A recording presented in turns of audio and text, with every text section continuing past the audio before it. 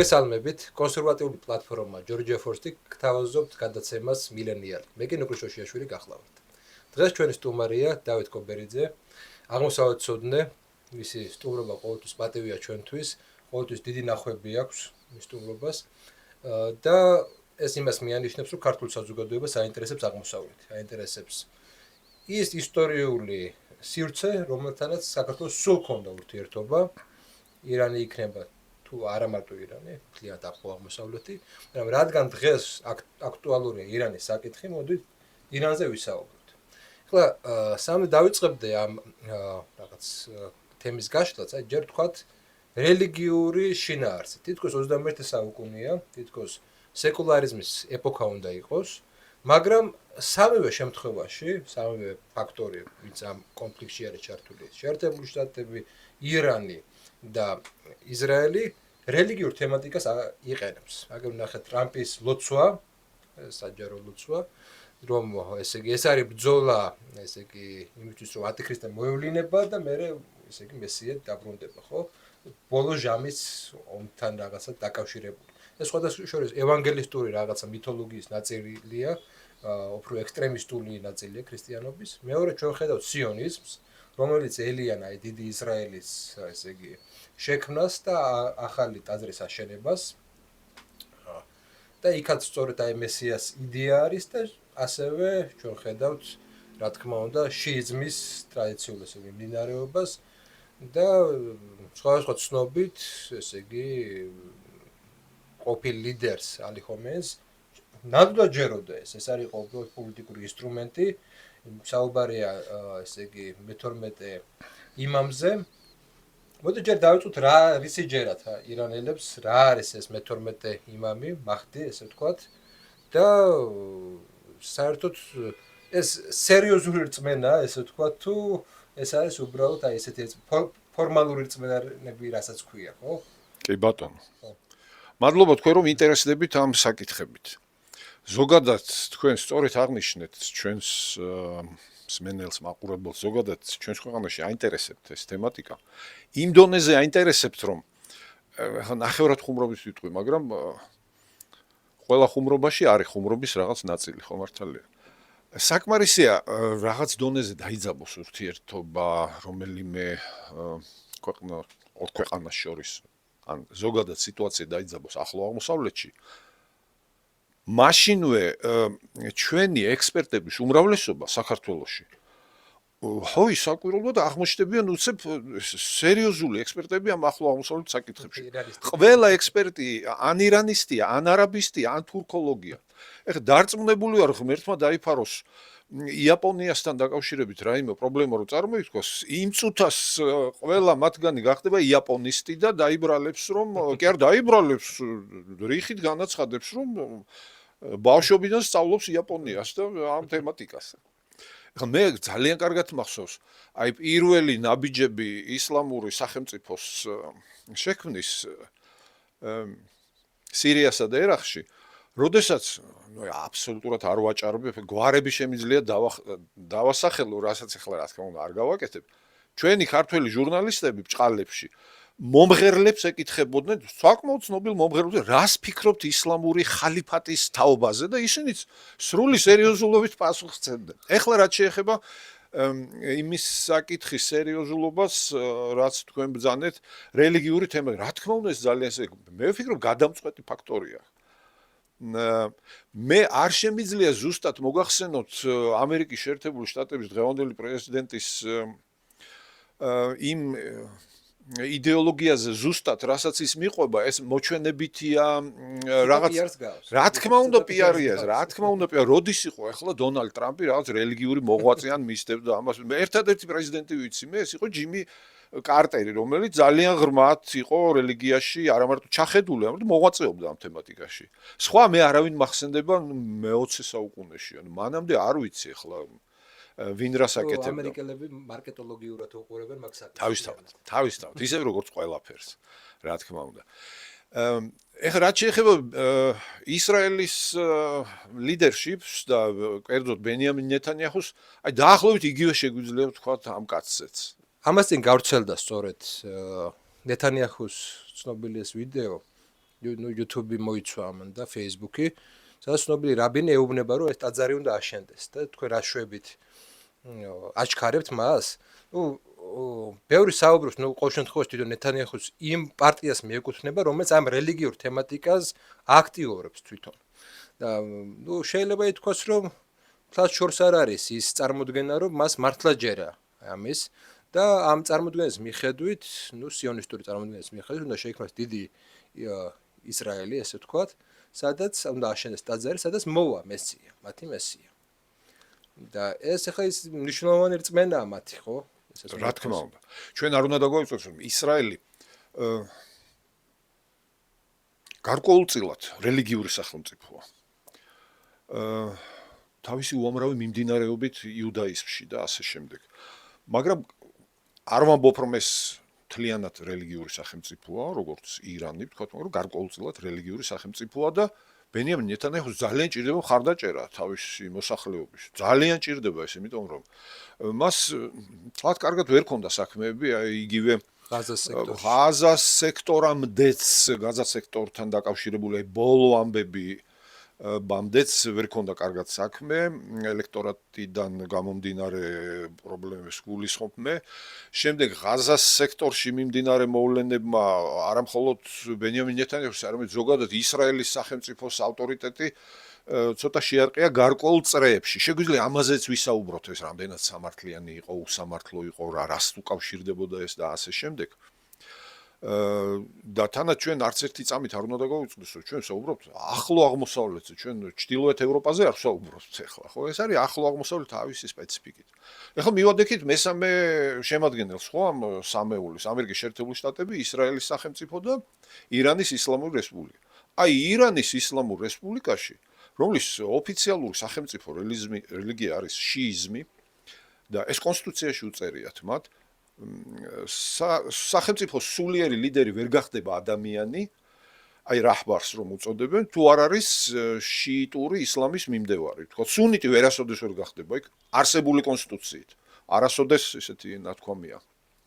ცოტა ცუდი ნათქვამია. კაცმა არ იცის ვინ რა და სა. ყოველ შემთხვევაში არსებული კანონმდებლობით მხოლოდ შიიტი. მხოლოდ შიიტი მუსლიმი შეიძლება გახდეს და იქ კიდე რამდენიმე კომპონენტი რაც უნდა აკმაყოფილებდეს ეს ლიდერობისთვის განწირული ადამიანი.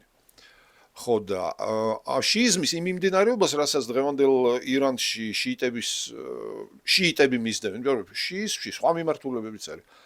ამას არაბულად ითნა აშარია ეწოდება, ანუ 12-იანელები. ეს 12 იმამს გულისხმობს. 12 იმამს გულისხმობს და ეს 12 იმამი ჯერ არ გამოჩენილა, ის უნდა გამოჩნდეს. ოდა ესე იგი აუხსნათ, ვინც შეიძლება ბევრმა არ იცოდეს ეს. 622 წელს რომ გარდაიცვალა მუჰამედი, დაიწყო იქ გარკვეულწილად მემკვიდრე რადგან არ ყავდა. დაიწყო განხეთქილება. ეს განხეთქილება დაკავშირებული იყო ვინ უნდა ყოფილიყო და როგორ უნდა აერჩიათ შემდეგი ხალიფა.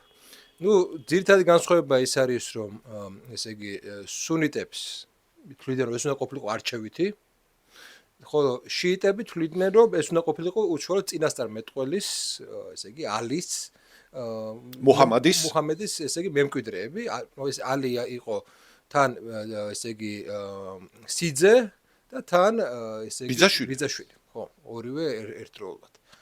და ესე იგი 680 წელს ხდება ის ცნობილი ბრძოლა, რომლის დროსაც პრინციპში შიიტები მარცხდებიან და შიიტები ხდებიან გარკვეულწილად ესეთი შევიწროებული ჯგუფი ამ სამყაროში. დიახ. მითი რომ არსებობს ესე იგი 12 იმამი, რომელიც იყო ბავშვი, ხო? რომელიც გაქრა, ის უნდა დაბრუნდეს ესე იგი მეორედ მოსვლის. ბოლო ჟამის წინ და ამას ელოდებიან, ხო? ესე ვთქვათ. იქ კიდე როგორც ვიცი არის კიდე განსხვავება, მე ძალიან ზედაპირულად ვამბობ, საუბრობ, მინდა რომ მე თქვენ გაშალოთ ეგ საკითხი. იქ არის თავი განსხვავება არის ის, რომ შიიტები თვლიან, რომ ესე იგი არსებობს იმის გარდა, რომ ესე იგი ეზოთერული შინაარსი არსებობს შარიათის, ხო? ანუ მას ჭირდება გარკვეული ინტერპრეტაციული სისტემა, და ასე შემდეგ და ასე შემდეგ, ხოლო სუნიტები ფიქრობენ, რომ ეს ზედაპირზე არის ეგ შარიათი და როგორც წერია, ეს უნდა მოიქცეთ. და ამიტომ იქ შეიქმნა რაღაც კლერიკალური ელემენტები შემოვიდა შიზმში, ხოლო სუნისში ესე არ არის. ესე არის, როგორც თქვი თუ არის კიდე რაღაც კი ბატონო.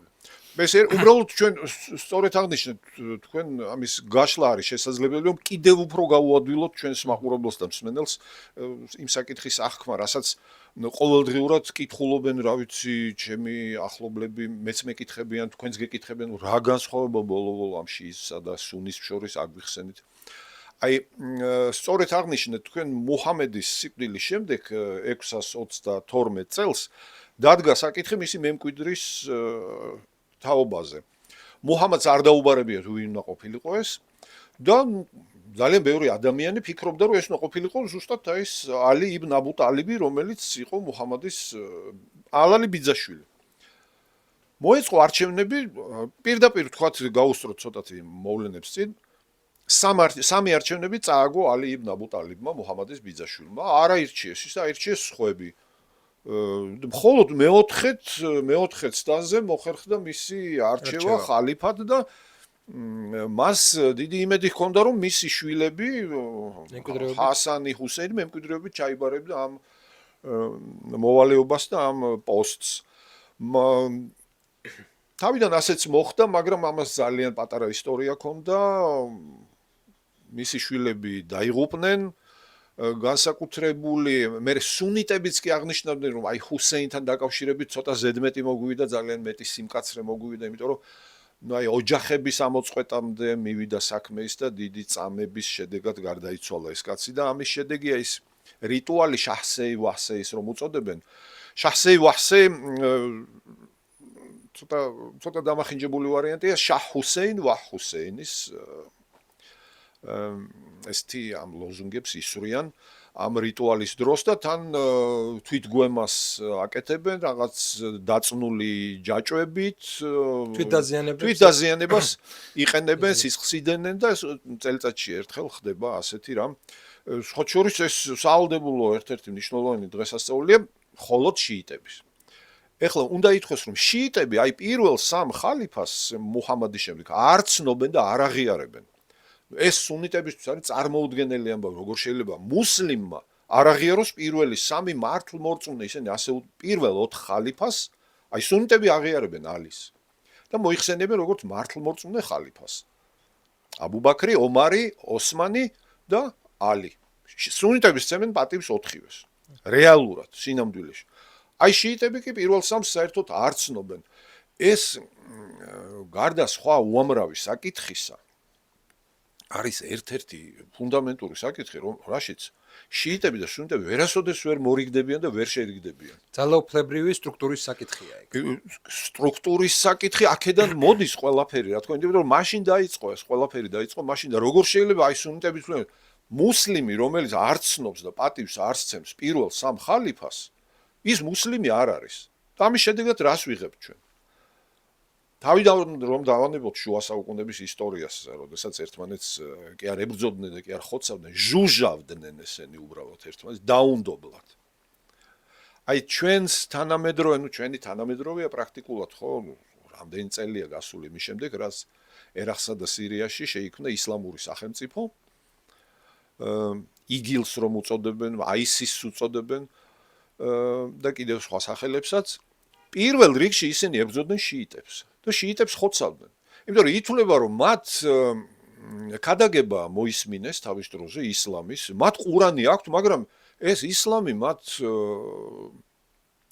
თავისებურად ესმით, არასწორად ესმით, იმდენად არასწორად, რომ ისინი უნდა განადგურდნენ. ამიტომ ეს მძლავრი დაპირისპირებაა მათ შორის. თუმცა აქ ერთი უცნაური ამბავიც ხდებოდა ისლამური სახელმწიფოს ფუნქციონირების დროს. ეხლაც ფუნქციონირებს. მე მინდა რომ ჩვენმა მაყურებელმა იცოდეს. ისლამური სახელმწიფო არსად არ გამქრალა, ის უბრალოდ რაღაც ტერიტორიები დაკარგეს და იმხელა ტერიტორიებს ვეღარ აკონტროლებენ. ისლამური სახელმწიფოს მებრძოლები თორემ სირიის ტერიტორიაზე, ერაყშიც არის რაღაც გარკვეული ზონები, სადაც ისინი არიან და მათი მომხრეების რაოდენობა იზრდება და ეს ძალიან დიდი პრობლემაა და არა მხოლოდ ახლო აღმოსავლეთის. ეს სოფლიო პრობლემად გადაიქცევა ძალიან მალე თუ არ მიეხედა ამ საკითხს, ისევე როგორც საკაცობრიო დონეზე იქცა პრობლემად 2014 წლიდან მოყოლებული რამდენიმე წლის განმავლობაში. შეიძლება გითხრათ, გასაგებია შუა საუკუნოვანი რაღაც ისტორიის ნაწილია, მაგრამ ჩვენ ახლა ვიმყოფებით 21 საუკუნეში. ჩვენ ვიმყოფებით იმ პერიოდში, როდესაც მეტნაკლებად სეკულარიზაცია სახელმწიფოებრივი დონეზე არა, მაგრამ საზოგადოება, კულტურული საზოგადოება, სპარსული საზოგადოება, ირანული საზოგადოება მიიჩნევა ერთ-ერთ კულტურულ საზოგადოებად, ხო? შესანიშნავი ფილმები აქვთ, შესანიშნავი ლიტერატურა აქვთ, შესანიშნავი კულტურული ესე იგი არტეფაქტები აქვთ და ასე შემდეგ და ასე შემდეგ. აი დღეს, როდესაც აი ესე დგას საკითხი. აი რაში აინტერესებდათ ჩვეულებრივ ირანელებს ზოგადად აი ეს საგარეო პოლიტიკა, რაც აწარმოებდა ირანი, კონკრეტულად ისრაელთან მიმართებაში. მე ყოველთვის ეგ შეკითხვა მაქვს, რომ ყველაზე საინტერესო საკითხი ეგ არის. გასაგებია შიიტების და სუნიტების კონფლიქტი, მაშინ იქ ახლოს ერაყში იმოქმედე, ხო? ერაყია შენთან ყველაზე ახლოს, სადაც საკმაოდ დიდი რაოდენობით ცხოვრობს, ესე იგი შიიტი, უმეტესობა. ხო? და შეგიძლია სწორედ მან დგა, ხო? მით უმეტეს ამერიკელები გავიდნენ მაგ ტერიტორიიდან და შეგეძლო იქ გემოქმედე. რა გინდა, როდესაც ირანი ხარ ისრაელში? კი ბატონო. ეს საკითხი, რაც თქვენ წამოწიეთ წინ, არის ძალიან მნიშვნელოვანი საკითხი. რა ესაქმება სად ირანი და სად ისრაელის სახელმწიფო, ხო? ერთ შეხედვით რამდენიმე სახელმწიფოა მათ შორის. ირგვლივ რა პრობლემები არა აქვს, შიიტებს პრობლემების მეტი რა აქვს. ავღანეთში ძალიან ცუდ დღეში ყავთ შიიტები. პაკისტანში ძალიან ცუდ დღეში ყავთ შიიტები. ბაჰრეინში სადაც მოსახლეობის უმრავლესობა ასევე შიიტია, მაგრამ სუნიტური მმართველობაა იქ. ერაყში სხვა სიტუაცია, ერაყში ძალიან დიდი გავლენები აქვს ირანს და ეს გარკვეული ძალების დამსახურებაა, მაგრამ ამას თავი დავამბობთ. ეხლა რა ესაქმება ირანს იმ სახელმწიფოსთან, რომელსაც ისრაელი ჰქვია. ეს არის პალესტინის საკითხი. აი პალესტინასთან რა ესაქმება ახლა? ძალიან უყვართ რაღაც რელიგიური კავშირები აქვთ? არა აქვთ კავშირები. პალესტინელი მუსლიმები არიან სუნიტები, რომლებსაც გულზე არ ეხატებათ შიიტები. საერთოდ არ უყვართ და პირიქით ძულთ ისევე როგორც ყველა სხვა სუნიტს. სხვა სენტიმენტები აქვთ, რომ აი რა შეიძლება ქონდა, აი აქ არის ძაღლისთავი დამარხული ზუსტად. აიათოლა ხომეინის ხელისუფლებაში მოსვლისთანავე, ანუ 79 წლის დასაწყისიდანვე, პირველივე თვეებიდანვე, მან გამოაცხადა თავისი მანამდეც ჰქონდა ეს გაცხადებული გარკვეული ნაბიჯები, რის გაკეთებას აპირებდა და ზუსტად ამიტოა საკვირველი როგორ დაუშვეს გარკვეულმა ძალებმა, გარკვეულმა ცუდი სიტყვა, კონკრეტულმა ძალებმა მისი მოხვედრა თეირანში, ჩარტერული რეისით პარიზი თეირანში. აი როგორ დაუშვეს, როგორ გააკეთეს ეს? მაშინ დასავლური ინტელექტუალები უჭერდნენ მხარს. იმიტომ რომ თulidan ეს რელიგიური რა უნდა დააშაოს ამან, იქ შაჰია, დესპოტია, ტირანია. ეს ჩავა იქ მეჩეთში დაждდება და ილოცებს ხო? რა შეიძლება გააფუჭოს ახლა აიათოლამ, თუნდაც დიდი აიათოლა ერქვას მას. აი რა შეიძლება გააფუჭოს. აი რა ხდება და კიდევ ბევრი რამ რაც არ იცის ჩვენმა მსმენელმა და მაყურებელმა. მისი მიზანი იყო მთლიანად ისლამური სამყაროს ლიდერობა. მთლიანად, არა მხოლოდ შიიტური სამყაროს ლიდერი იყო. მაგრამ შიიტური სამყარო გაცილებით მცირეა სუნიტურ სამყაროსთან შედარებით. 12 თუ 13%-ია მთლიანად სამყაროში. კი, დაახლოებით. და ეს ძალიან კარგად იცოდა აიათოლა ხომეინიმ და მისმა მემკვიდრემ აიათოლა ხამენეიმ.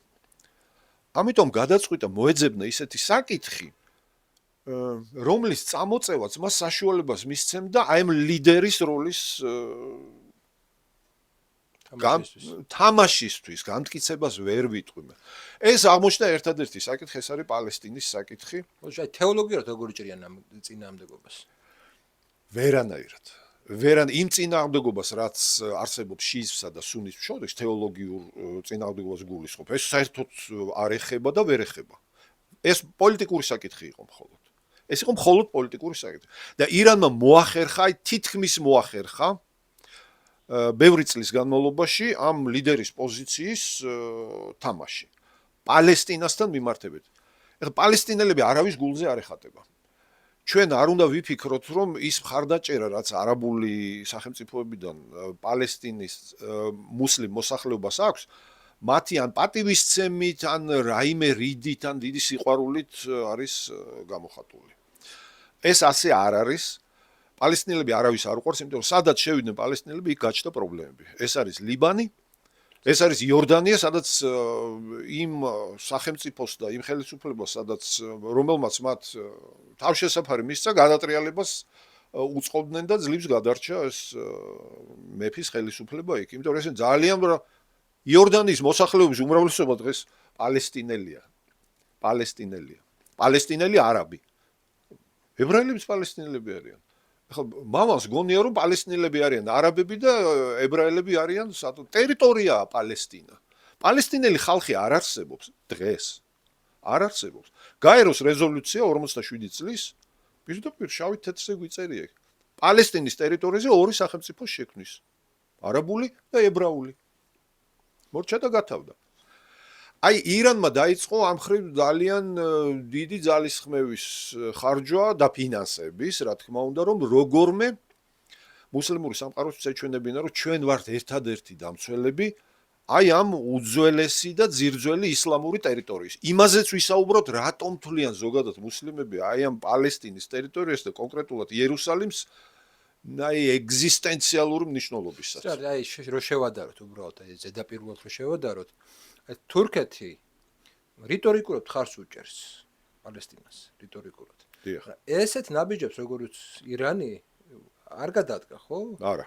პირიქით, ხშირ შემთხვევაში სადღაც თანამშრომლობასაც ვხედავთ, მაგალითად აზერბაიჯანში ისრაელმა და თურქეთმა პრაქტიკულად ითანამშრომლობენ. რა თქმა უნდა ითანამშრომლობენ. სირიაშიც კი რაღაცა თანამშრომლობის ნიშნებს ვხედავთ. კი.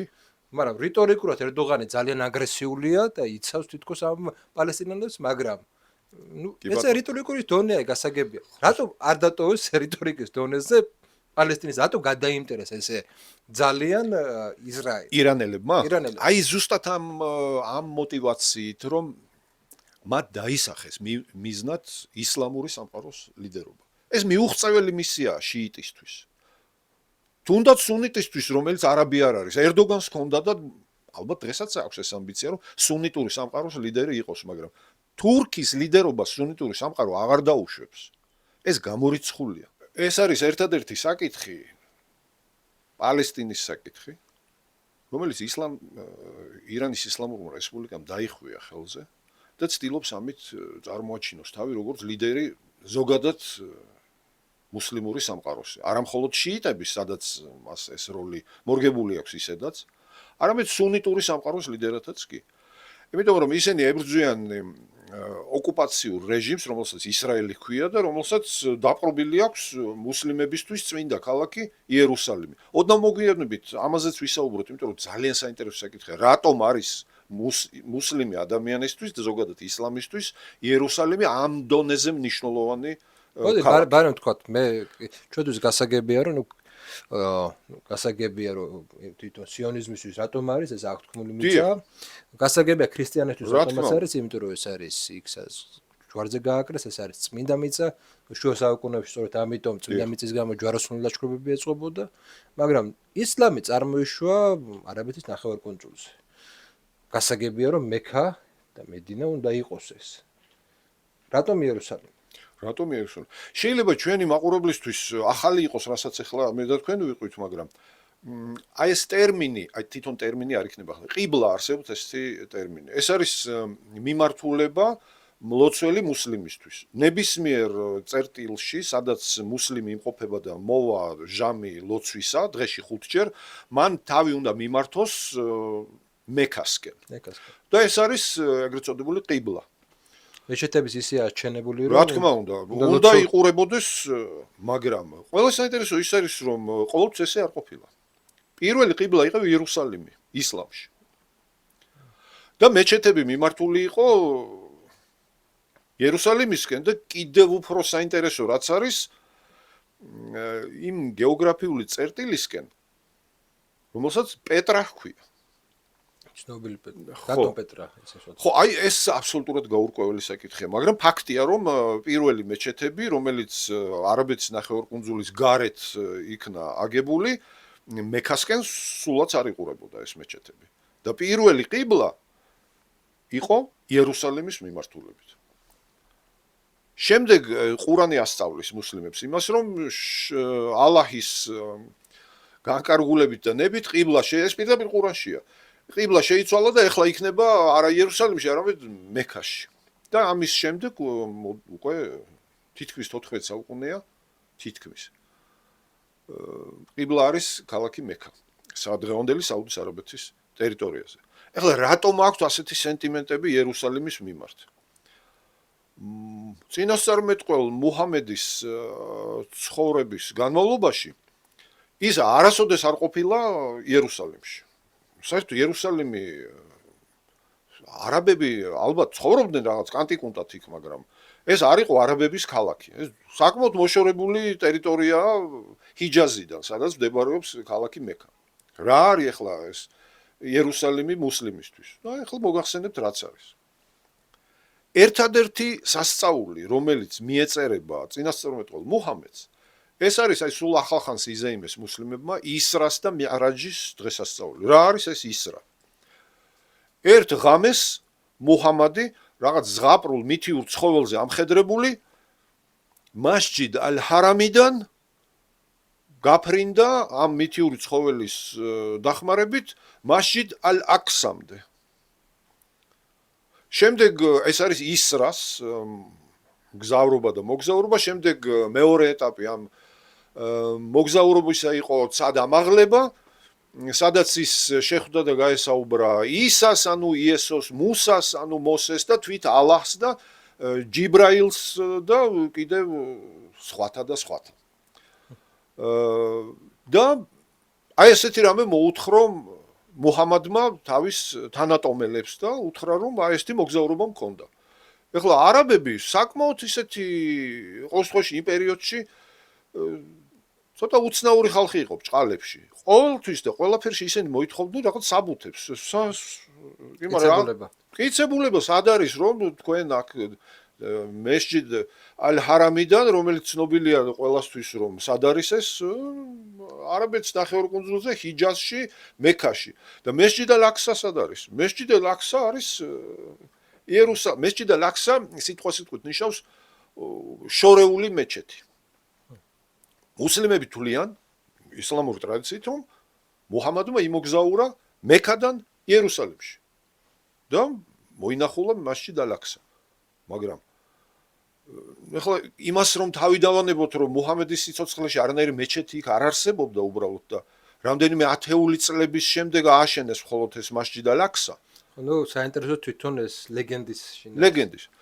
მაგრამ მუჰამედმა ისეთი დამანგრეველი არგუმენტი მოიტანა. აიო, ვინ დაგიმოწმებთო? და ვინ? ეს არისო ჩემი ბიძაშვილიო. უკაცრავად ბიძაშვილი შეგვეშალა. ჩემი უახლოესი მემკვიდრე აბუ ბაქრი, რომელიც მის მერე პირველი ხალიფა გახდა. აბუ ბაქრმა მაშინვე დაადასტურა. კი, მე ვადასტურებ რომ მუჰამადმა იმოგზაურა, შეასრულა ეს მოგზაურობა.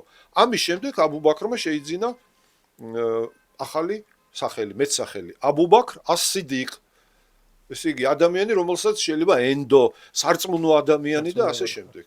მან დაადასტურა ერთადერთი რამე, რატო შეერქვა ას-სიდიqi, იმიტომ რომ დაადასტურა რომ მუჰამედმა ნამდვილად იმოგზაურა. ეს არის ერთადერთი შემთხვევა, როდესაც მუჰამედმა ასეთი საოცარი სასწაულში მიიღო მონაწილეობა. ლოგიკა ესეთია, რომ თუ მუჰამედმა იმოგზაურა, ესე იგი ჩვენი მიწაა? ხო, რა თქმა უნდა, და ეს არის ისლამის ტერიტორია და უწმინდესი ადგილი, სადაც ისრა შედგა მოგზაურობა ერთი მეჩეთიდან მეორე მეჩეთში და მეორე მეჩეთი სად იყო? მასჯიდ ალ-აქსა კითხეთ ნებისმიერ ადამიანს მდებარეობს იერუსალიმში. ოღონდ უმეტესობას რატომღაც გონია რომ ეს არის ის შენობა, რომელსაც ოქროს გუმბათი აქვს. ეს არ არის მასჯიდ ალ-აქსა, ეს სულ სხვა შენობაა და ამას მეჩეთის ფუნქცია სულაც არ აქვს. იქვე ახლოს არის მასჯიდ ალ-აქსა. ის არის მუსლიმების სარიტუალო ტაძარი. გავიგეთ, ესე იგი ისრაელზე კონცენტრაცია, იერუსალიმზე კონცენტრაცია, ეს არ არის მარტო რაღაცა გეოპოლიტიკური თვალსაზრისით, ესა მნიშვნელოვანი იდეოლოგიური, რელიგიური რაღაცა სიმბოლო, რომლის კონტროლიც ისლამურ სამყაროზე კონტროლის საშუალებასაც აძლევს. და დაუჯერებლად დიდი თანხები აქვს დახარჯული ირანის ისლამურ რესპუბლიკას ორგანიზაცია ჰამასის დასაფინანსებლად. ჰეზბოლაზეც თავისთავად და ეხლა ეს ჰეზბოლა შიიტური ორგანიზაცია ირანმა შექმნა თავის დროზე და გასაგებია ხა შიიტებს აფინანსებენ. აბა ვინ შიიტებს, სუნიტები არ დააფინანსებენ. შიიტები კი აფინანსებენ სუნიტებს ჰამასის სახით. ჰამასის ლიდერების საყვარელი მოსანახულებელი ადგილი იყო თეირანი და ყუმი და ირანის მოკლედ ეს ქალაქები, სადაც ჩადიოდნენ, ეახლებოდნენ თავიანთ ინვესტორებს და იქიდან მოქონდათ ძალიან დიდი რაოდენობით ფული და მე იქ აკეთებდნენ იმას, რასაც აკეთებდნენ ღაზას სექტორის ტერიტორიაზე, ხო? ამიტომ ირანმა ამით დაანახა მთელს მუსლიმურ სამყაროს, რომ მე ვეხმარები ფულით, სხვაებიც ეხმარებოდნენ, კატარი ეხმარებოდა, მაგრამ არა იმ დოზით, როგორც ირანი. არა იმ დოზით. ანუ ეს არის გარკვეულწილად, ესე იგი როგორც მივხვდი, ეს პალესტინის საკითხი გახდა აი რაღაცნაირად ლეგიტიმაციის ნაწილი ისლამურ სამყაროსთვის. დიახ, ზუსტად, იმიტომ რომ სხვა მეორე საკითხი ბუნებაში არ არსებობს და სხვას ვეღარაფერს ვერ მოიგონებდნენ ეს მოლები და აიათოლები, რომ მთლიანი ისლამური სამყაროს ლიდერობა აიღოთ თავის თავზე. აი ეს გამონახეს ეს ნიშა და ამისთვის იბრძოლეს, მაგრამ ეს სიტუაცია ძალიან ცუდად შემოუბრუნდათ მათ აგენტებს, დღეს აგენტებს ეძახიან ამათ, ხო? ჰამასი ძალიან ცუდ დღეშია ჩავარდნილი, ახლა ჰეზბოლაზე რო არაფერი თქვა, მიუხედავად იმისა, რომ ბომბავენ, რაკეტებს ესვრიან, დრონები და ასე შემდეგ დღეს, მაგრამ ჩვენ ვიცით გასულ წლებში რა დარტყმა მიიღო ჰიზბალამ ისრაელისგან. ახლა კიდე ერთი ნიუანსი, რომელიც ამყარებს იმ არა მოსაზრებას, არამედ იმ არგუმენტს, რაც მე მოგახსენთ. ჩვენთან მაყურებლებმა იციან სახელები იმ რაკეტების, დრონების, რასაც ირანელები ამზადებენ და უგზავნიან რუსებს, რა ვიცი მე, შაჰიდები. ერთი დასახელების რაკეტა აქვთ მათ, ძალიან საინტერესო, ისეთი საშუალო სიშორის რაკეტა, რომელიც საჭირო მომენტში ისრაელსაც მიწვდება. ამ იარაღს ჰქვია ხაიბარ. ეხლა რა არის ეს ხაიბარ? ამ შემთხვევით არ ჰქვია ამას ხაიბარ. ხაიბარ იყო ასეთი ტომი ბანუ ხაიბარ, ებრაული ტომი იყო, რომელიც ცხოვრობდა ქალაქ იასრიბის მახლობლად, იასრიბის შემდეგ მადინა ეწოდა, სადაც მუჰამედია დაკრძალული დღეს. აი მექადან რომ გაიქცა მადინაში, მაშინ მადინა არ ერქვა, იასრიბი ერქვა იმას და შემდეგ დაერქვა მადინა, ანუ ქალაქი, ანუ მუჰამადის ქალაქი. აქედან არც თუ ისე შორს ცხოვრობდა ებრაული ტომი ბანუ ხაიბარ. ერთ-ერთი ლაშქრობა, რომელიც მუსლიმებმა მოაწყეს ებრაელების წინააღმდეგ, ეს იყო ზუსტად ეს ხაიბარის ტომი.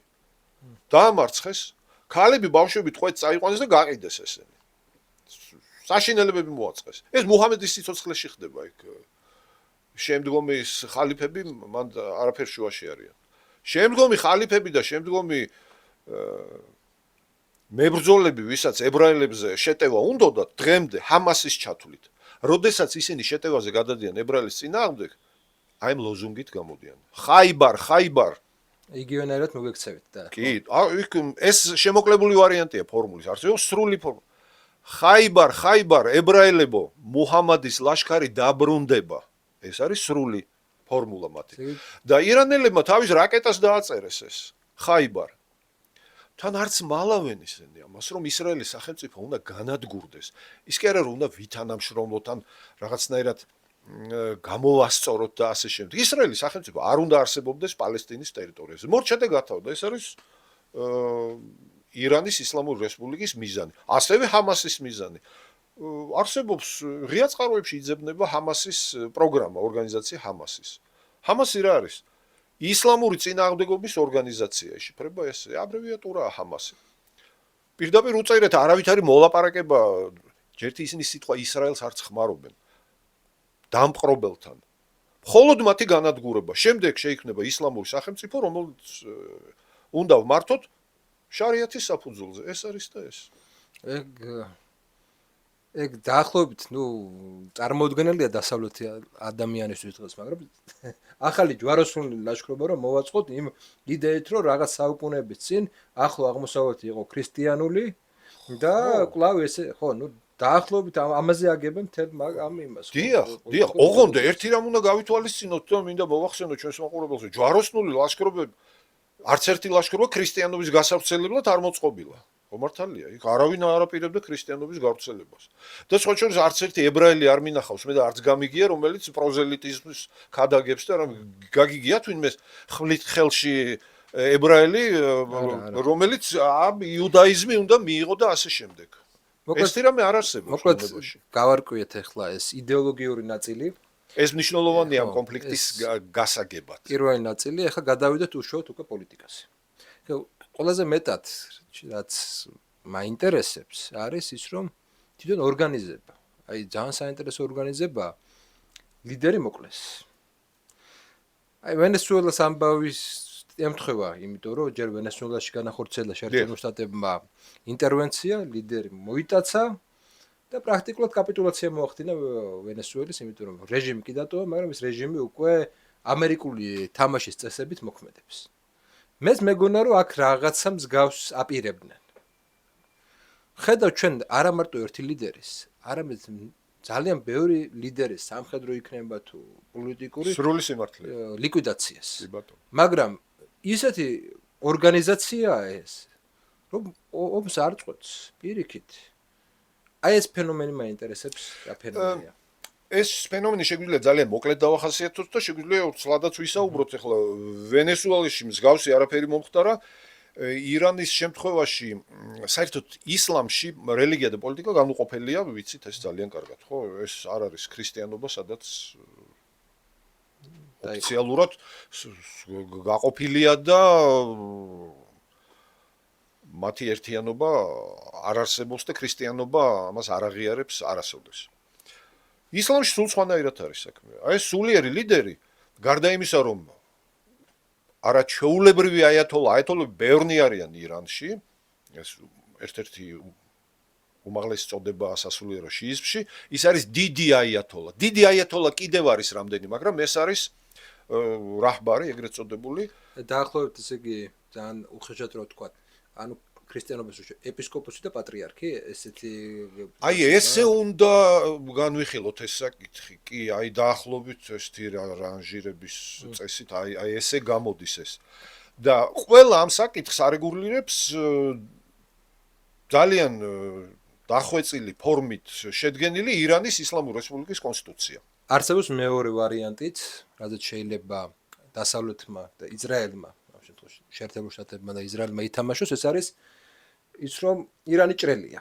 ირანი ძალიან ეთნიკურად ძალიან ჭრელია, არსებობს დიდი ქურთული დასახლებები, არსებობს ეგრეთ წოდებული სამხრეთ აზერბაიჯანი, არსებობს ავღანელები ცხოვრობენ და არსებობს ასევე რელიგიური უმცირესობები. სუნიტები ცხოვრობენ. სუნიტები. საკმაოდ ანუ არსებობს ამ საზოგადოებაში რაღაც ესეთი ნაწილი, რომელიც შეიძლება გამოიყენო ირანის წინააღმდეგ, ესე ვთქვათ.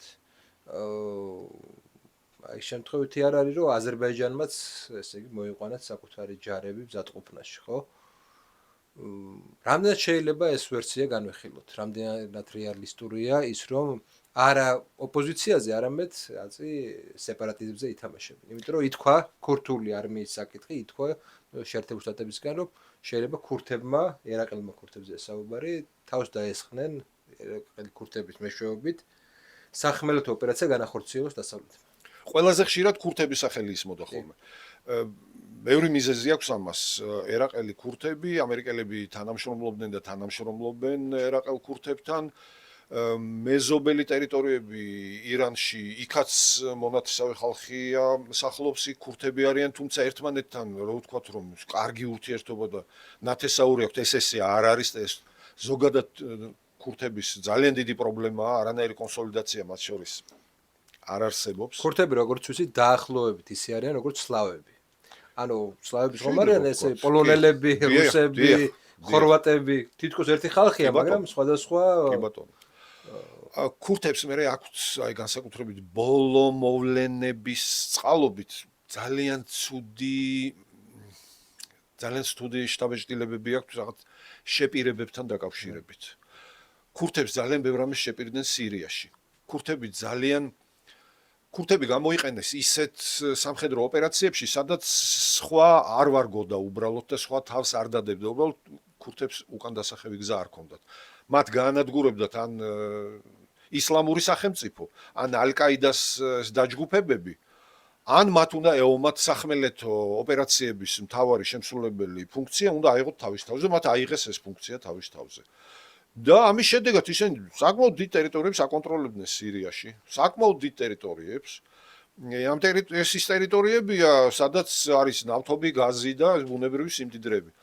მაგრამ თურქეთის ფაქტორის გამოჩნდა. თურქეთის ფაქტორი გამოჩნდა, იმიტომ რომ იქ ამერიკულმა ფაქტორმა არ იმუშაო ბოლომდე.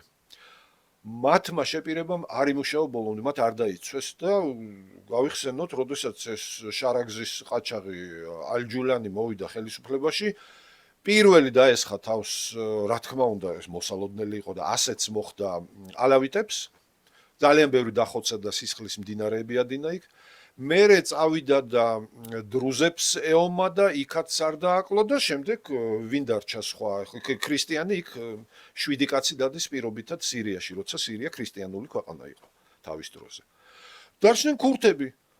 ქურთებთან კი გააფორმეს ხელშეკრულება ურთიერთ თავდაუსხმელობას და ასე შემდეგ, მაგრამ ესეთი შეთანხმებები ურთიერთ თავდაუსხმელობაზე მოკითხვა რიბენტროპს და მოლოტოვს ძალიან ცუდად თავდება ხოლმე, ხო? კი, ხელის მოწერა ყველაზე ადვილია. ანუ ნაკლებად სავარაუდოა, რომ ნაკლებად სავარაუდოა და საერთოდ არ არის სავარაუდო, რომ ქურთები რაღაც ეფემერულ მიზნებს გამოეკიდებიან იქ და სახელმწიფოში ძალიან კარგად იციან, რომ არავინ არ შეექმნებინებს სახელმწიფოს.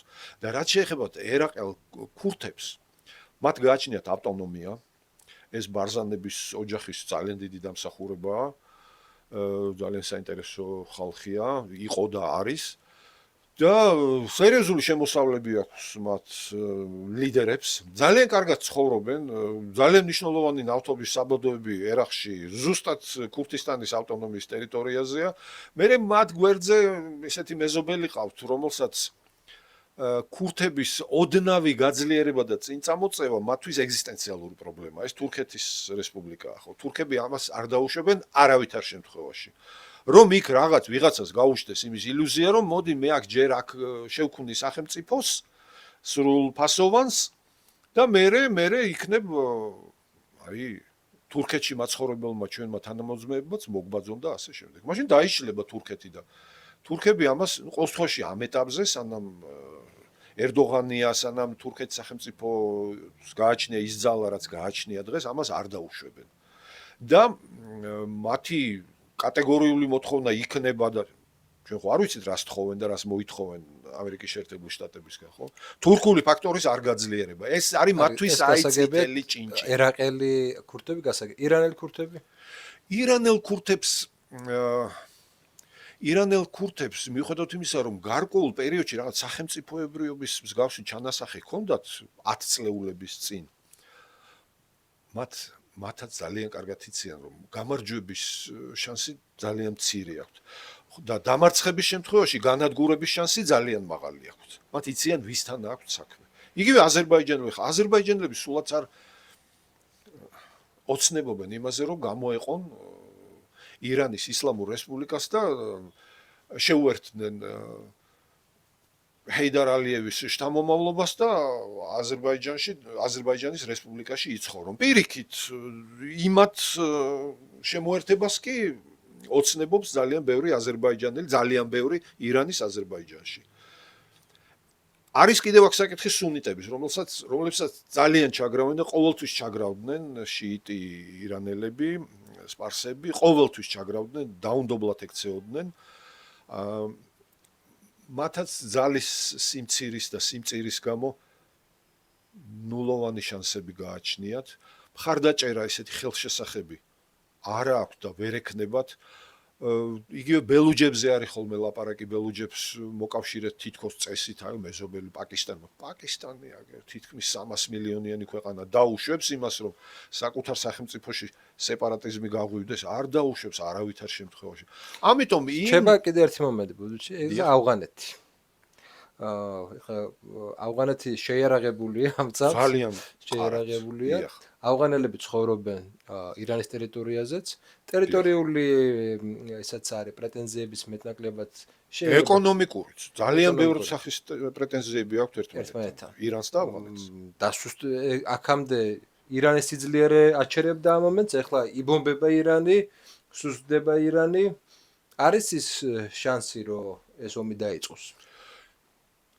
ირან ავღანეთის პარალელურად. არა, ეს ძალიან ნაკლებ სავარაუდოა, იმიტომ რომ ის საომარი მოქმედებები სულ რამდენიმე დღის წინ შეჩერდა. არა მოისპო, არამედ შეჩერდა, რომელიც ავღანეთსა და პაკისტანს შორის მიმდინარეობდა.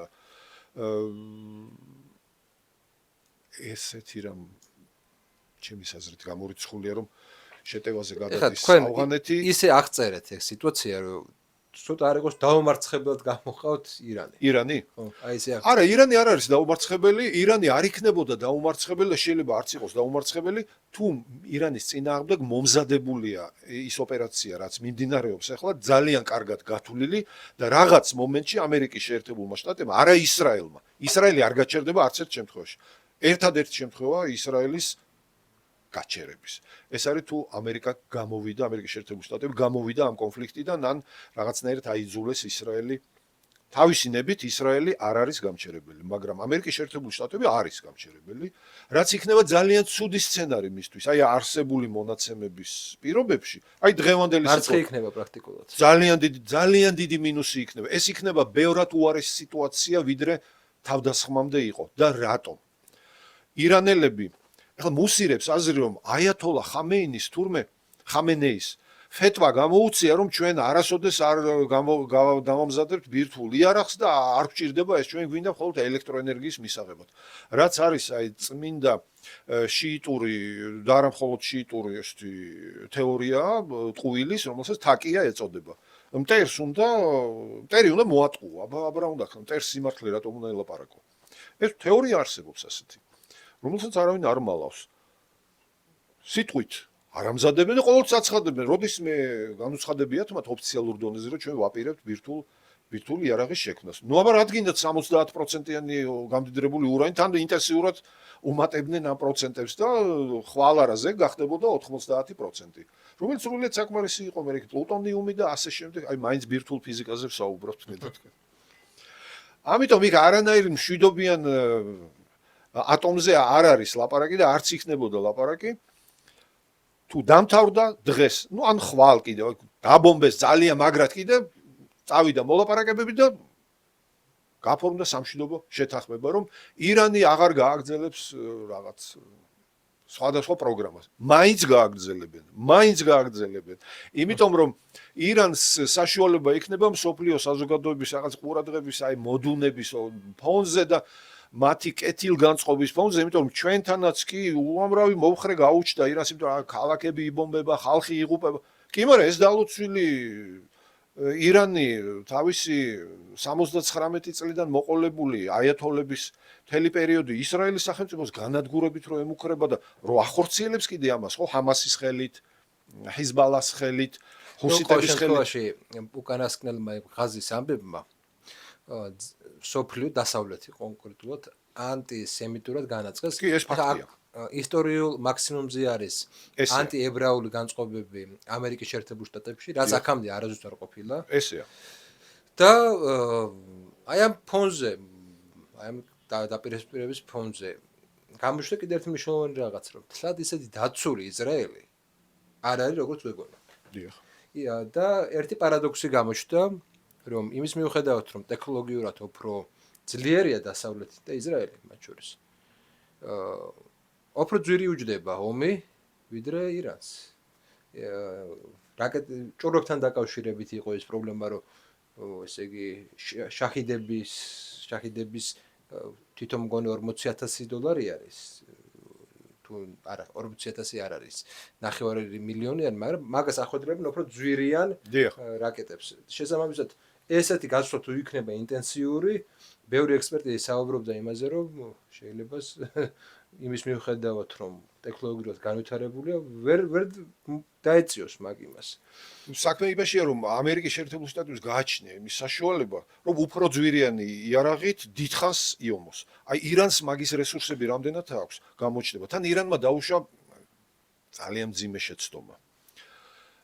მიუხედავად იმისა, რომ მის მეზობელ ქვეყნებში, არაბულ ქვეყნებში ამერიკის სამხედრო ბაზებია განლაგებული, ყველა ქვეყანაში, რომელიც ესაზღვრება სპარსეთის ყურეს, ხო? ჩამოთვალოთ თუ გნებავთ დაწყებული გაერთიანებული არაბული საამიროები და კუვეიტით დამთავრებული ყველგან არის ამერიკული მძლავრი სამხედრო. იორდანიასაც კი დაარტყა. იორდანიასაც კი დაარტყა. მე არ ვიტყვი რომ სამუდამოდ, მაგრამ ამით დაადასტურა ის შიშები, რაც ამ რეჟიმებს ამ ქვეყნებში ჰქონდათ, რომ ადრე თუ გვიან ჩვენ ირანი დაგვარტყამს. და ამას ყოველთვის აწვეთებდნენ მათ ამერიკელები, რომ თქვენ ირანი დაგარტყამთ. და ამიტომ მეორე მხარეც აქვს, რომ ესე იგი ამერიკული ბაზები არ არის უსაფრთხოების გარანტია. პირიქით, თავდასხმის ობიექტები ხვდებით. ამაზე დაიწერა უკვე და სრული უსაფრთხოების გარანტია ვერ იქნება იარაღი გამორიცხული. და თან ირანის პოზიციაც მართალია თქვენი ბაზები და თქვენი ტერიტორიიდან მემესხმიან. ანუ ეს ლოგიკა ეს ლეგიტიმური ის არის, რა ქვია. როდესაც პრეზიდენტმა პეზეშკიანმა ბოდიში მოიხადა, არ ვიცი მე ხალხ ზუსტი ტექსტი მე თარგმანი წავიკითხე, არ ვიცი იქ როგორ იყო ორიგინალში, მაგრამ რაღაც ბოდიშის ნოტები იკითხებოდა იქ მოლბოდიშა თავის არაბ მეზობლებს, რომ დაბომბვების გამო. აღიარა რომ ჩვენ ამას აღარ გავაკეთებთ. იმ შემთხვევაში თუ თქვენი ბაზები არ იქნება გამოყენებული ჩვენს წინააღმდეგ და ეთყობა ეს ბაზები, ეთყობა რა, იყენებენ ამ ბაზებს ამერიკელები, ყველანაირად იყენებენ, რომ გააგრძელონ ეს შეტევები. ამიტომ ეს დღესაც გრძელდებოდა ეს თავდასხმები.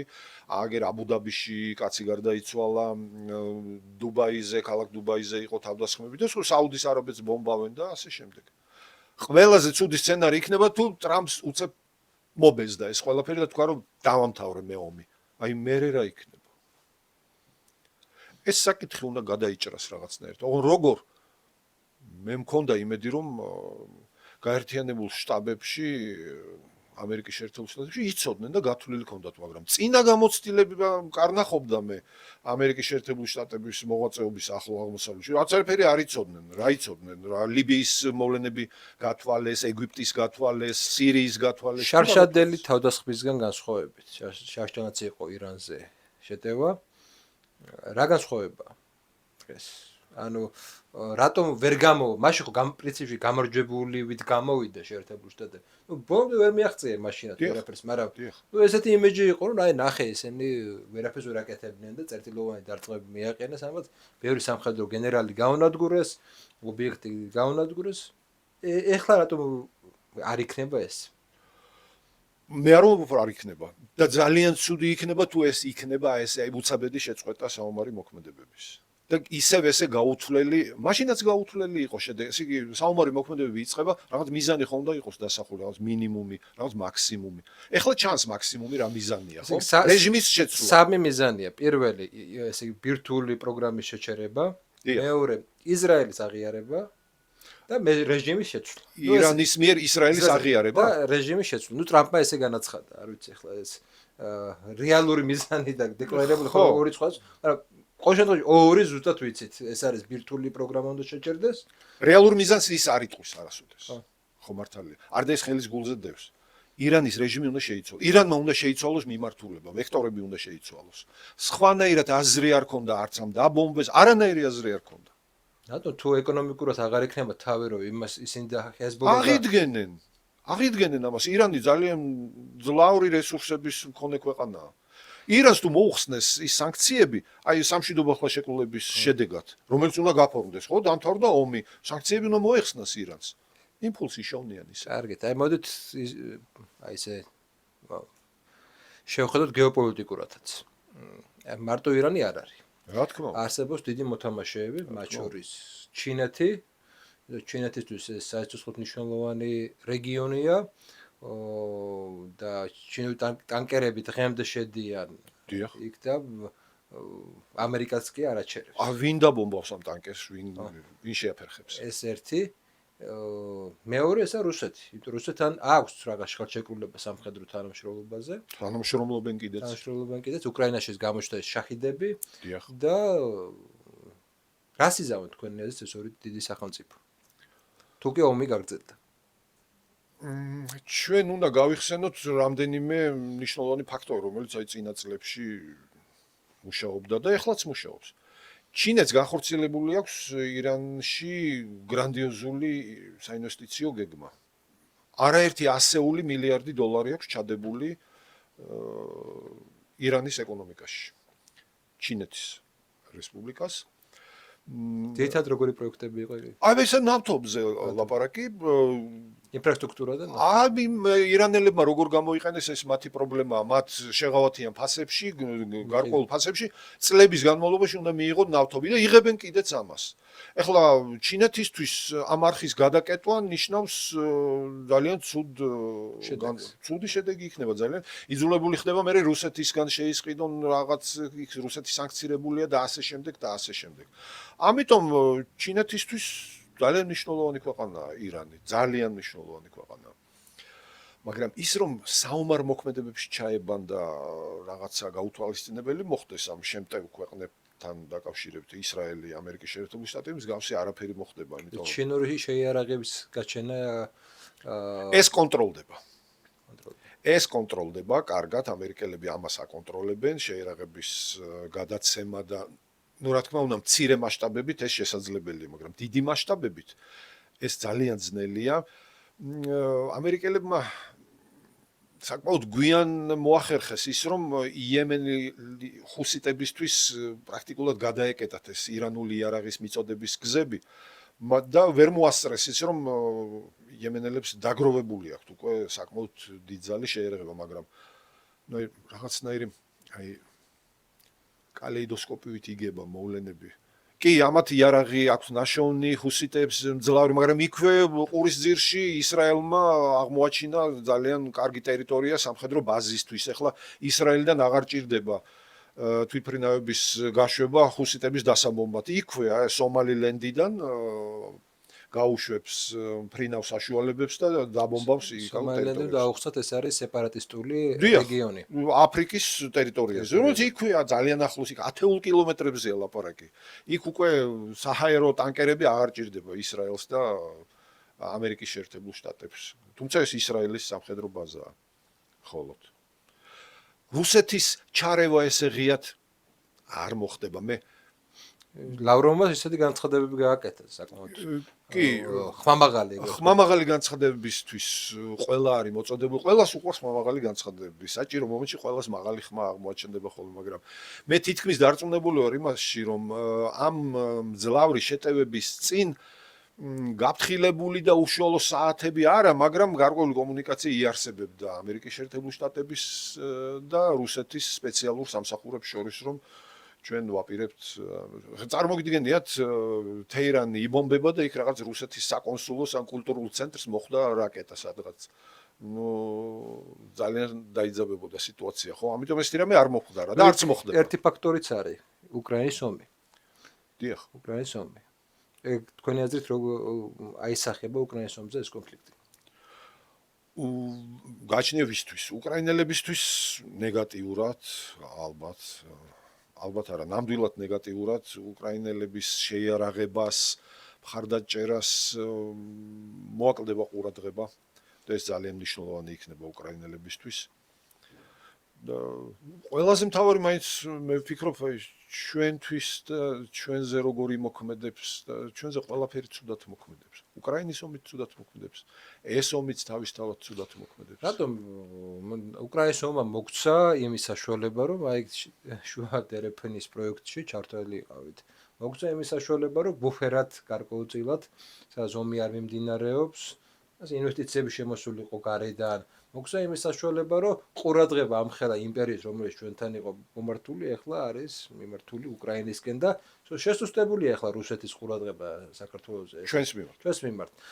აგრესიაც საგრძნობლად შემცირებული. აი აგერ თუ კი რამოდენიმე წლის წინ იტაცებდნენ ჩვენ სასაზღვრო ზოლზე, ეგრეთ წოდებულ საზღვარზე სეპარატისტული ოკუპირებული ტერიტორიების, ეხლა უკვე აღარ იტაცებენ.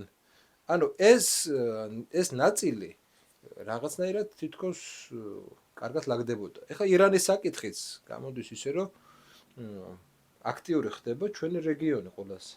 იმიტომ რომ ომი არ არის აქ ისეთი ბუფერად შეიძლება ჩამოყალიბდეს. ჩვენ არ უნდა დაგვაუწყდეს, რომ შუა დერეფნის პროექტი ჯერ არ არის განხორციელებული. საერთოდ არ არის განხორციელებული. ომი სად არის შუა დერეფნის? არ არის. ეხლა ხო. ძალიან ბევრი ძალა ცდილობს, რომ ეს შუა დერეფნის პროექტი არ შედგეს. წინა წლებს თუ გადავხედავთ, ჩვენ აღმოვაჩენთ იმ წერტილებს, ხელწერტილებს, რომელიც ეს შუა დერეფნის ყველაზე ისეთ სატრანზიტო პუნქტებში უცებ თითქოს რა თქმა უნდა, არსაიდან არ იყო ეს, მაგრამ აი ხელოვნური ხელწერა იგზნობოდა ხოლმე. პაკისტანი, ინდოეთის კონფლიქტი. კი, დიახ. და პაკისტანი ავღანეთის ტერიტორიაზე მუდმივი შეტაკებები სწორედ ამ ტერიტორიას. კი, როჰინჯა და იქ აი მთელ ტრასაზე, მთელი მიმართულებით იგზნობოდა ეს რაღაცა უხილავი ხელი, ჯერ იქ აფეთქება, მერე იქ. ღმერთს მადლობა, რომ ჩვენთან სიწყნარეა. ისე მე ვიცი, რომ ომის სახელმწიფოს მუდმივი მდგომარეობა, არსებობს პერიოდი, როცა სახელმწიფო ემზადება ომისთვის და არ ომობს და არის მეორე ცუდი ფაზა, როდესაც ის ომობს. იმიტომ სახელმწიფო მუდმივად ყველაფრისთვის უნდა იყოს მზად. ტოლვილების ნაკადების არა მისაღებად, არამედ მისაღებადაც და წინაღობისთვისაც ეკონომიკური სანქციებისთვის მეორე კუთხიდან ჩtildeოეთიდან რაღაც პრობლემები ყველა ესე განვიხილოთ, բայց ბოლოსკენ მივდივართ და ესე განვიხილოთ, აი იმ შემთხვევაში თუ კი, შეერთებული შტატები ეს შეწყობს ოპერაციას, იტყვის რომ აი ხო გავარადგურა ლიდერები და ეს საკმარისია და გამოდივარ. რა იცვლება რეგიონში? ეს ერთი ისა, მეორე ვარიანტი ომი გრძელდება საკმაოდ დიდი ხანი. რა იცვლება ამ შემთხვევაში? და თუ არსებობს კიდე მესამე ვარიანტი ესეც განვიხილოთ და ამ შემთხვევაში ეს სამივე ვარიანტი ჩვენთვის რა ცვლის? ჩვენ საქართველოსთვის. შევეცადოთ. პირველი ვარიანტი. გავიდა შეერთებული შტატები, ირანში დარჩა მოლების რეჟიმი ისევ და ისე გრძელდება ირანული უნივერსიტეტების მუშაობა საქართველოში, ფილიალების ქსელი გაფართოვდა.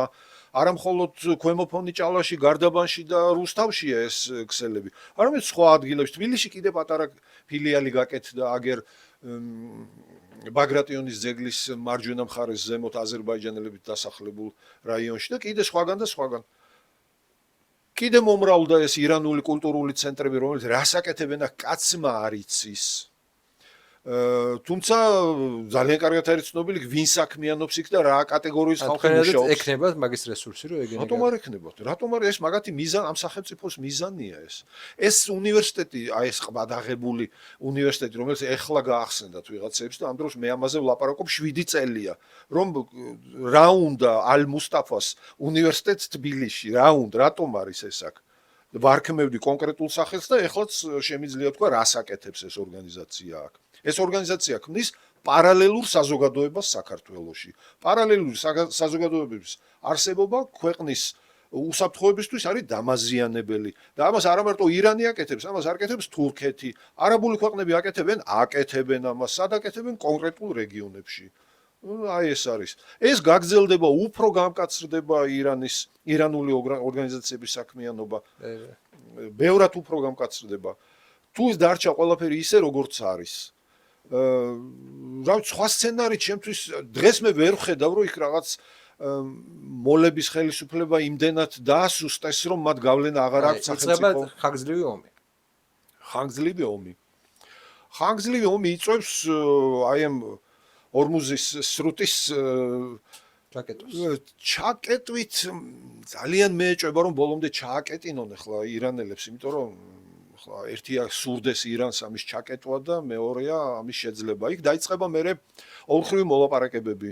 იქ დიდი სახელმწიფოებები იქ ჩართული ამ სქემაში, რომლებიც სარგებლობენ ამ სპარსეთის ყურის ნავთობით, გაზით. ევროპის გაზის ფასი იწევს რა თქმა უნდა. ევროპის გაზის ძალიან დიდი წილი მოდის კატარის თხევად გაზზე, ხო მართალია. არ გავა ის გაზის ტანკერი და ზამთარი მალე მოვა. თავის დროზე ჰიტლერს ეგონა რომ ზამთარი ჯერ ადროს ზამთარიაო და ძალიან მალე მოვიდა და ზამთარი მალე მოვა ისევ ევროპაში. და ის გაზი რომ გახდება გაორმაგებული ფასის, შეიძლება გასამაგებულიც, მერე მოუწევთ მოლაპარაკება ვიღაცებთან, რომ აი ჩვენი ტანკერები იქნებ გავატაროთ და რაღაც. აბსოლუტურად გაუთვალისწინებელი სცენარები შეიძლება განვითარდეს. აი ჩვენ რა გვემუქრება?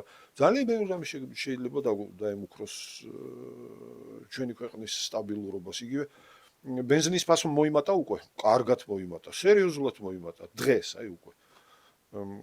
კიდე მოიმატებს თუ ასე გაგრძელდა, იმიტომ რომ როდესაც ნავთობის ფასი იკლებს ბარელზე, ნავთობის იმპორტიორებს აქვთ გამართლება ჩვენ შემოტანილი გვაქვს მაღალი ფასებით და რა ვქნათ, სად წავიღოთ ეს. ამიტომ ჯერ მოდით ამ ძვირიან ბენზინს მოყიდით და მერე გაგიაფებთ. რა თქმა უნდა, გაიაფება ყველას ავიწყდება მერე. იქ თავის გასამართლებელი მილიონი ამის.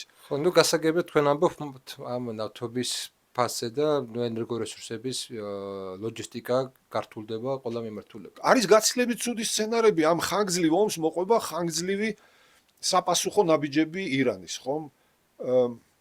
ირანს ტყუილად არ ახსენა პრეზიდენტმა ტრამპმა 2 დღის წინ, რომ ჩვენ ვიცით რასაკეთებენ და სად არიან ირანული ჯაშუშური და ტერორისტული ქსელები ამერიკის შეერთებული შტატების ტერიტორიაზე. ვიცით სად არიან და რასაკეთებენ.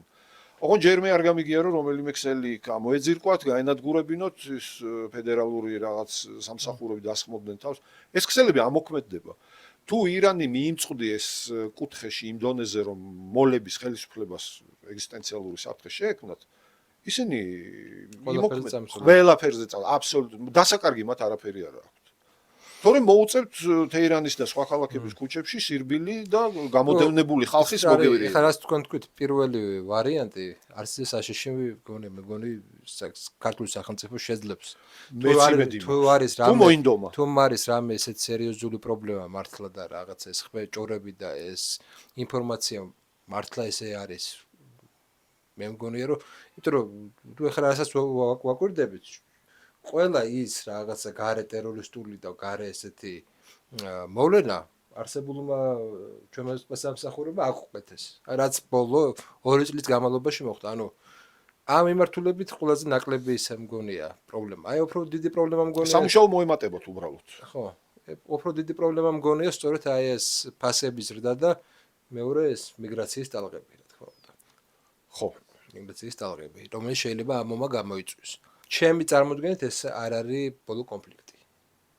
ჩემი წარმოდგენით ეს არის რაღაცა ჯერსად იმ კონფლიქტების გაგრძელება, რაც აქამდე დაიწყო. მათ შორის აი ISIS-ით და უფრო ადრე თუ გავალთ ერაყის სადამ ჰუსეინის ჩამოგდების შემდეგ დაწყებული პროცესის ლოგიკური გაგრძელება ის იქ სადაც ახლა ჩვენ ვართ და ჩვენი მყოფებით. გველოდება თუ არა დიდი კონფლიქტები, მთელი სერია, როგორ გქონიათ? იცით, ჩვენთვის მცირე კონფლიქტიც დიდი კონფლიქტია. ჩვენი სახელმწიფოსთვის ძალიან არასასურველი სცენარია აი ეს ერთი შეხედვით მინი კონფლიქტების წარმოშობა, რომელიც აუცილებლად წარმოიშობა ახლო აღმოსავლეთში, იქ არაფერი არ არის მოგვარებული, საერთოდ არაფერი არ არის მოგვარებული. აი რამდენიმე დღის წინ გენერალმა პეტრეუსმა თავის ინტერვიუში ცნობილი გენერალი, რომელიც მონაწილეობდა ერაყის ომებში და ასე შემდეგ, თქვა, რომ დიდი სისულელე გვაქვს გაკეთებული ერაყში, ხო. სუნიტები, რომლებიც იყვნენ ხელისუფლების სათავეში სადამ ჰუსეინის მეთაურობით, გამოვყარეთ ქუჩაში დავტოვეთ, როგორ გავაკეთეთო ესო? ეხლა გაახსენდა. რატომღაც გვიან მოდიან ხოლმე გონს, რომ რაღაცა არასწორად გააკეთეს. აი მისი მეშინია რომ დასავლეთის პოლიტიკა ჩავარდება. რაღაცა არ აქვს გათვლილი. ირანში რომ არ აქვს გათვლილი ბოლომდე, ხო, ამხელა რაოდენობის სპეცსამსახურების პატრონი ქვეყანა, ხო იქ? ორივე ხელის თითები არ ეყოფა იმ ძლავრი სპეცსამსახურების ჩამოთვლას, რომელიც ამერიკის შეერთებულ შტატებში მუშაობს. ძალიან ძლავრებზეა ლაპარაკი, თორე საშუალო დონის კიდე ბევრი ყავთ. ნუ თუ არ იყო გათვლილი შედეგები მოკლევადიან პერსპექტივაში, საშუალოვადიან პერსპექტივაში, რა შეიძლება მომხდარიყო, რა წინააღმდეგობა დახვდებოდათ, რა შეიარაღება დახვდებოდათ. რა ვიცი, ნახოთ, აი ძველი გამოცდილება მეუბნება, რომ შეიძლება არ ქონდათ გათვლილი ბოლომდე და რაღაც ირანელების რაღაც აი უცებ გატეხვის იმედი ქონდათ? არ ვიცი. ეს ძალიან ცუდი სცენარი იქნება, თუ ესე მოხდა და გაუთვლელი ნაბიჯების მომსწრე გავხდებით. მე ჯერჯერობით ამას ესე ვხედავ. მოკლედ მოგწონს თუ არ მოგწონს ისლამურ სამყაროსთან მოგვიწევს ურთიერთობა. რა თქმა უნდა. მოგვიწევს აქტიური ურთიერთობა, იმიტომ რომ იქ ყალიბდება რაღაც ძალები, ანგარიშ გასაწევი ძალები. დიახ. ასე რომ ჩვენი ინტერესი უნდა იყოს მიმართული ამ რეგიონისკენ და არ უნდა იყოს ისეთი უცხო ეს კულტურა, როგორც ეხლა არის. ჩვენ საკმაოდ დიდი ხანი მოწყობილი ვიყავით ამ კულტურას. თავის დროზე ამ კულტურის ნაწილი ვიყავით. ჩვენი ნების საწინააღმდეგოთ, მაგრამ მაინც ჩვენ მოგწონს თუ არ მოგწონს ეს მოცემულობა. ეხლა მოგვიწევს, ამიტომ დიდი მადლობა პირველ რიგში თქვენ. მადლობა თქვენ. თქვენ ერთ-ერთ იმ პროფესიონალთაგან მიმაჩნი ხართ, რომელმაც იცის ეს საკითხი და გისურვებთ და უსურვებს ქართულ საზოგადოებას, რომ თქვენ და თქვენნაირები ხშირად იყვნენ ეთერებში და უფრო მეტი ინფორმაცია გქონდეს ამ საკითხის ახლო აღმოსავლეთისა და არა მარტო ზოგადად აი ისლამურ სამყაროს შესახებ. მე მზად გახლავართ. მადლობა ყურადღებისთვის.